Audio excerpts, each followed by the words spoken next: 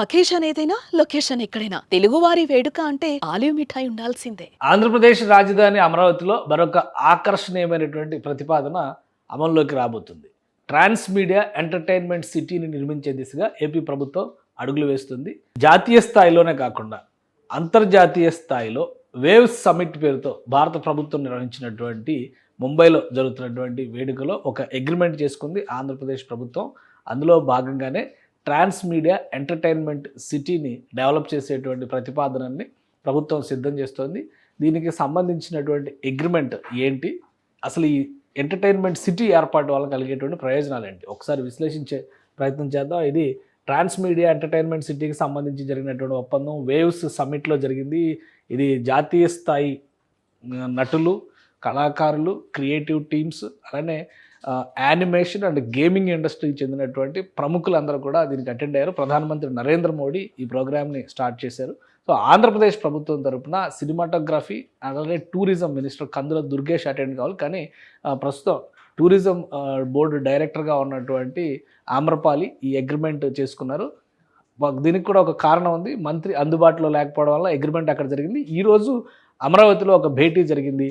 ఈ అగ్రిమెంట్ చేసుకున్నటువంటి సజన్ రాజ్ గ్రూప్, వీళ్ళ గ్రూప్ ద్వారా ఇది చేయబోతున్నటువంటి కార్యక్రమం. ఇది క్రియేటివ్ ల్యాండ్ ఏషియా అనేటువంటి పేరుతో ఈ గ్రూపు దేశంలో కాదు ప్రపంచవ్యాప్తంగా ఉన్నటువంటి క్రియేటివ్ టీమ్స్ అందరినీ కూడా ఒక వేదికపైకి తీసుకురావడం ద్వారా కంటెంట్ క్రియేషన్లో ఒక ట్రెండ్ సృష్టించినటువంటి సంస్థ ఇది. సో ఈ క్రియేటివ్ ల్యాండ్ ఏషియా అనేటువంటి సంస్థ ప్రతినిధిగా సజ్జన్ రాజ్ గ్రూప్ ఈరోజు కందుల దుర్గేష్ని కలిశారు. ఆంధ్రప్రదేశ్లో ఏర్పాటు చేయబోయేటువంటి ఈ ఇండస్ట్రీకి సంబంధించినటువంటి అంశాలపైన చర్చలు జరిపారు. ఈ గేమింగ్ అలానే ఆల్రెడీ మీడియా సిటీ అనేటువంటి ప్రతిపాదనని ఆంధ్రప్రదేశ్ ప్రభుత్వం మాస్టర్ ప్లాన్లో భాగం చేసింది. ఒకసారి మనం మాస్టర్ ప్లాన్కి సంబంధించినటువంటి అంశాలను పరిశీలించి చూస్తే కనుక ఇది ఓవరాల్గా మీడియా నగరం అనేటువంటి ఒక నగరానికే ఆంధ్రప్రదేశ్ ప్రభుత్వం నవనగరాలు అనేటువంటి మాట చెప్పారు కదా, 9 థీమ్ సిటీస్. ఆ 9 థీమ్ సిటీస్లో మీడియా నగరం అనేది కూడా ఒకటి ఉంది. దీనికోసం 5,107 ఎకరాల భూమిని రాష్ట్ర ప్రభుత్వం కేటాయించింది. అంటే అమరావతిలో కోర్ క్యాపిటల్లో ఈ ప్రాంతంలో, ఈ బ్లాక్లో, అంటే జస్టిస్ సిటీకి పక్కగా వచ్చేటువంటి ప్రాంతంలో దాదాపు 5,107 ఎకరాల భూముల్ని కేటాయించారు.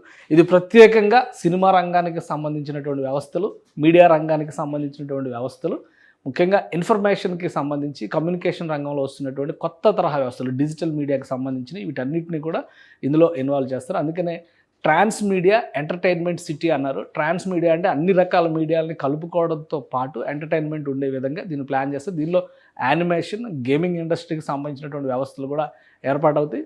ప్రపంచ స్థాయి సంస్థలతో ఇప్పుడు ఉన్నటువంటి ఈ అగ్రిమెంట్ చేసుకున్నటువంటి సంస్థ రాష్ట్ర ప్రభుత్వం పక్షాన క్రియేటివ్ ల్యాండ్ ఏషియా సంస్థ. మీరు ఈ వెబ్సైట్లో ఫస్ట్ సెంటెన్స్ చూస్తేనే creative land is a collective of specialist creative professionals creating award winning solutions for our clients across digital content, media, film and technology. So వీటన్నిటికీ సంబంధించినటువంటి టీమ్స్ ఇందులో వర్క్ చేస్తాయి. ఇదొక అంతర్జాతీయ ప్లాట్ఫామ్గా మన దేశం నుంచి ఆవిర్భవించినప్పటికీ కూడా అంతర్జాతీయ ప్లాట్ఫామ్గా గుర్తింపు పొందుతున్నటువంటి వ్యవస్థ ఇది.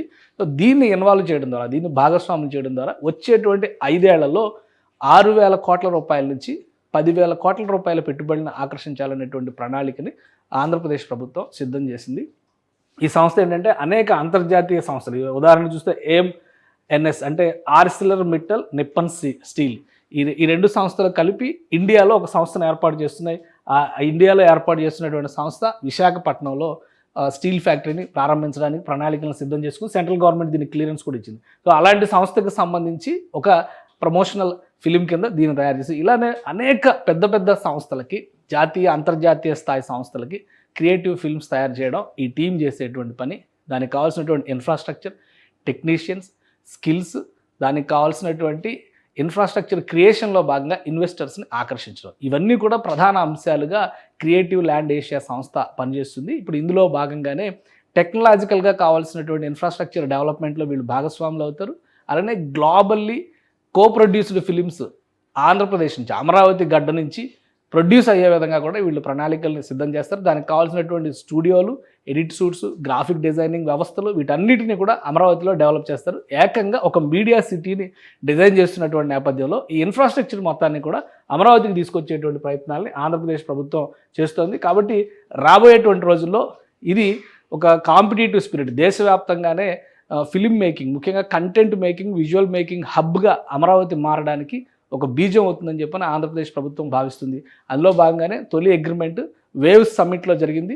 ఇమీడియట్గా యాక్షన్ ప్లాన్లకు వెళ్తామనేటువంటి మాటని ఆంధ్రప్రదేశ్ ప్రభుత్వం ప్రకటించింది. ఇక రాబోయే రోజుల్లో ఎటువంటి సంస్థలు రాబోతున్నాయి, ఎలాంటి వ్యవస్థల్ని ఇక్కడ సృష్టించబోతున్నారు అనేది ఆసక్తిగా మారుతుంది. సుమన్ టీవీలో మీ పర్సనల్ అండ్ బిజినెస్ ప్రమోషన్స్ కోసం కింది నెంబర్కి కాంటాక్ట్ చేయండి.